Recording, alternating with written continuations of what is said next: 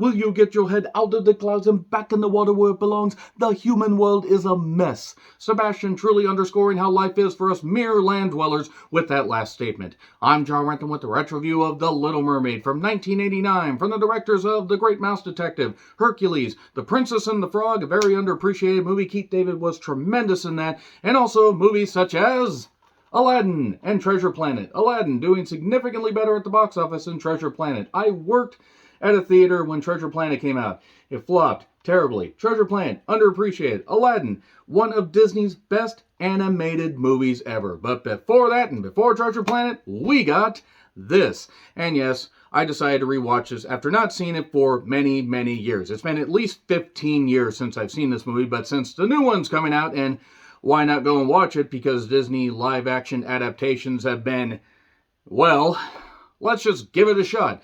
So let's rewatch and see if it holds up. Okay, there are some things that I saw in this movie where I'm like, there was a little bit of weirdness going on about this, but it's breezy. I mean, the movie's over in like 78 to 80 minutes, as opposed to the 2 hour and 50-minute runtime of the upcoming live-action movie. But that being said, does it hold up? Yes, it does. I was 8 years old when this movie came out. I saw it in theaters when we had a 2-screen plex in town. And it still does hold up because it's breezy, it's fun, it's nostalgia, it's childhood, it's all that. How old were you guys when this movie came out? Were you even born? Do you want to make me feel old? Tell me if you weren't born when this movie came out. Tell me if you weren't born when Aladdin came out.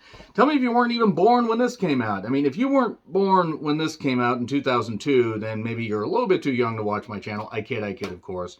In all seriousness, though, The Little Mermaid, very, very good. Though I do want to say that bit of a similarity, or a lot of similarities, between that and this. Right down to Ursula becoming a giant creature at the end. And all about love and overcoming stuff and all that. And I should probably retro-review this at some point. You want me to retro-review this? Let me know in the comments. And also, another movie that's underappreciated. Tangled. Tangled was good. Tangled is very, very good. Honestly, Tangled should be talked about more. So, let's talk about Little Mermaid. Jodie Benson voices Ariel, and she was actually at the premiere for the new one. And you know what?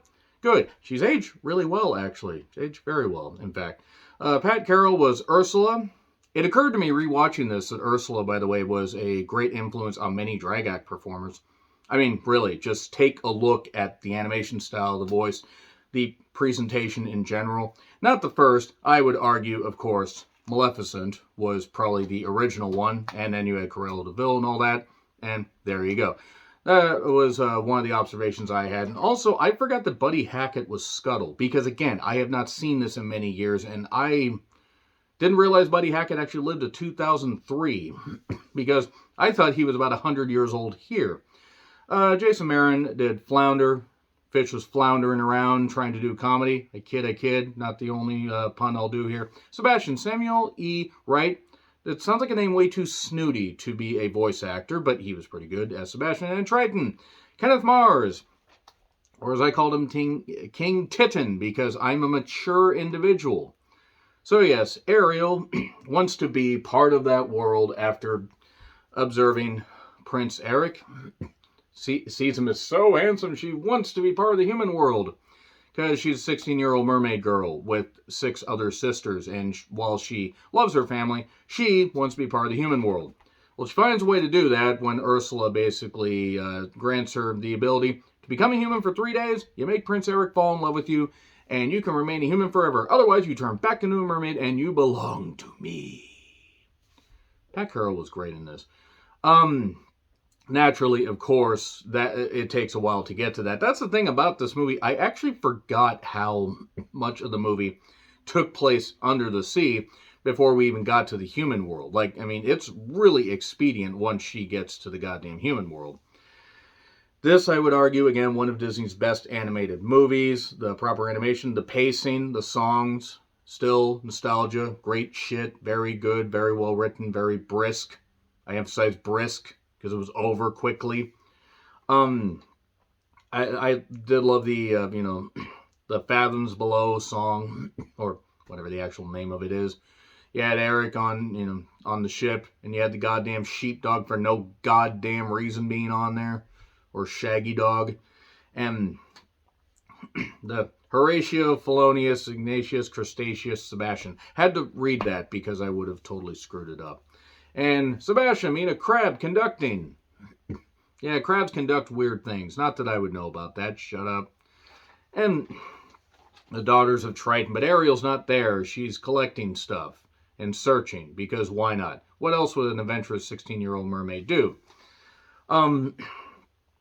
We then suddenly get a chase between her and Flounder when the Meg shows up for some reason, and Jason Statham was not around to take care of this. One, it was an animated movie. Two, I don't think Jason Statham was in acting yet at this point. And she visits her friend Scuttle, the seagull, voiced, of course, by Buddy Hackett, that says, the fork, it's a dingle hopper, and the snarf blart, the, pipe for smoking, because why not? I actually believe that Buddy Hackett would have called it a dingle hopper because he was just that weird. He really was.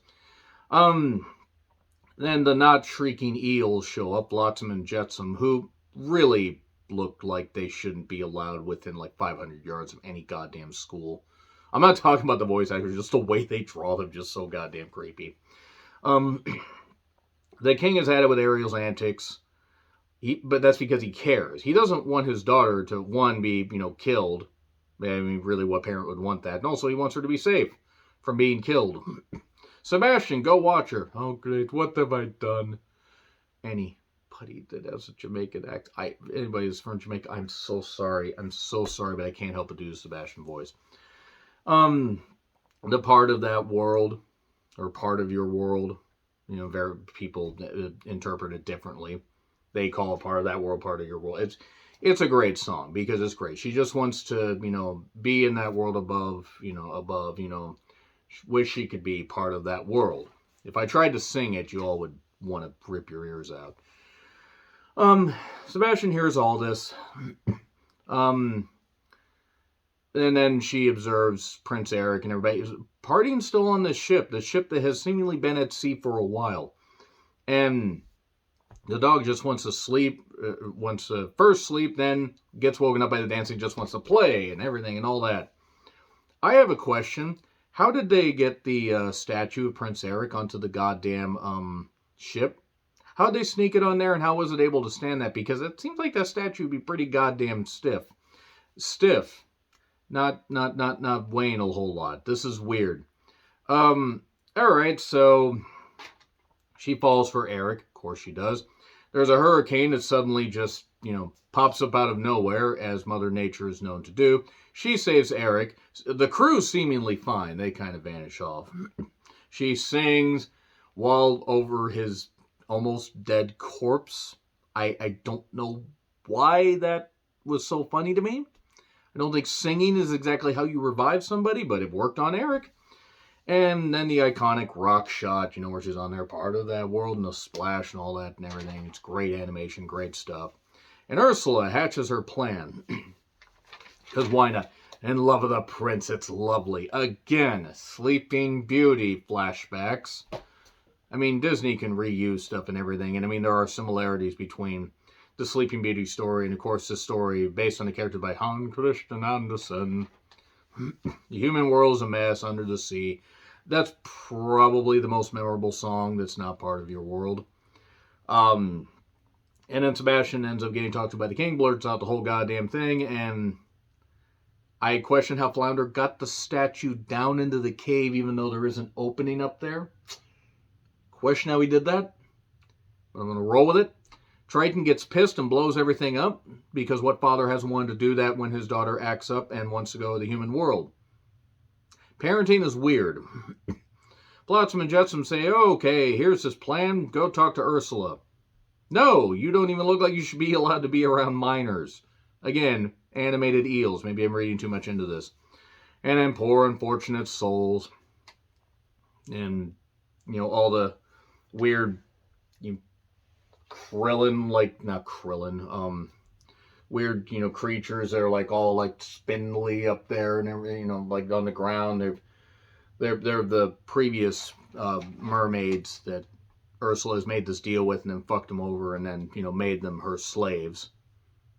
Yet they don't do anything, and I don't really know what the point of this is. Yes, for power and everything, but yeah, you turn them into that. What do? Do you get their youth? What do you get? What do you get exactly out of this? Here's what you do. You get to fall in love. You get him to fall in love with you after no more than 3 days. You can stay human forever. Otherwise, you belong to me. Also, I'm taking your voice. What? Why? Because movie. That's why I'm taking your voice. Also, I'm gonna fuck you over later. What was that? Nothing. Nothing. Eric falls for her, but it's a trial because she can't speak and he remembers her voice. Sebastian, Flounder, and Scuttle. Sebastian and Scuttle in particular help her. Ariel having to emote by doing some of the creepiest smiling. Some of the creepiest goddamn smiling. It's kind of hilarious. I forgot about the chef sequence. I don't know why I forgot about that, because that's probably one of the most memorable scenes of the latter half. And I, for some reason, remember the chef being Italian, not French. Again, haven't seen this in a number of years. And basically, you know, Sebastian ends up, you know, making him wreck his whole goddamn kitchen, which is kind of funny. And ripping out the fish bones, rub some salt in, that makes it taste nice. Again, that line probably should have convinced me he was French. But again, it's been years since I've watched this goddamn thing. And Triton is troubled. The trouble with Tritons. The trouble with Triton's tribbles. I can keep doing these, but I'll eventually screw them up. Let's move on from that. And we get Kiss the Girl. In fact, now that I think about it, pretty much every song in this movie is memorable. Like, every song in this movie. And I don't know how Sebastian gets the ability to just, you know, like, make animals do his bidding. But it is what it is. The Kiss the Girl part, which, based on what I saw in the live-action version, doesn't look all that great compared to this, but nevertheless, different time. Ursula says, okay, that's it. I've had it with this. He's going to fall for her. I'm not going to get her to be part of this and screw over Triton, so I'm going to take her voice and basically possess Eric, take him over, mind control, bitches, and get him to marry me. Also, you have various people telling Eric, you know, don't worry about Dream Girl. Marry the girl that can't speak, but clearly is the woman that you love. But then that doesn't work. So, they gotta gather all the animals. They, too many pronouns, pal. Sorry, Vince. Sebastian basically says, Scuttle, get every animal over to that ship that's suddenly over there in the distance. And stop that wedding. Okay, so seals beat up and bop around Ursula. And then it was kind of funny. Her necklace breaks. So Ariel gets her voice back. You're too late. But first it's like, Eric, get away from her. And I don't know why that made me laugh. It just did. But you're too late. And Ursula transforms back and takes Ariel. And then Eric goes down. And Triton, that could have been worded better. Triton ends up saying, I'll save my daughter by signing the contract. So he gets turned into one of those weird little shrimp creatures. And then she has the power of the crown and the trident thing. She has the power of trident. It's good gum. And tries to blast away Eric. And then Ariel bops it and Flotsam and Jetsam get blown up. Her two cronies, and that's enough to make Ursula burst up into bigness and massivity. And then she's controlling all the seas and everything. And then Eric gets a ship and stabs Ursula. And then she dies. Okay. And then basically Triton says, oh, she really is in love with him. Well, there's only one thing left to do. Because Sebastian's like, children should be allowed to be themselves and live life their way. You always say that? Triton says, well, there's only one thing, you know, how much I'm going to miss her. And transforms her into a human. And then they're married and everything. And then we get to direct-to-video sequels later. Two? Did we get two? Were there more than 3 Little Mermaid movies? Genuine question, I forgot. Little Mermaid, classic. Very good. Very, very good. Now let's see how the live-action version is.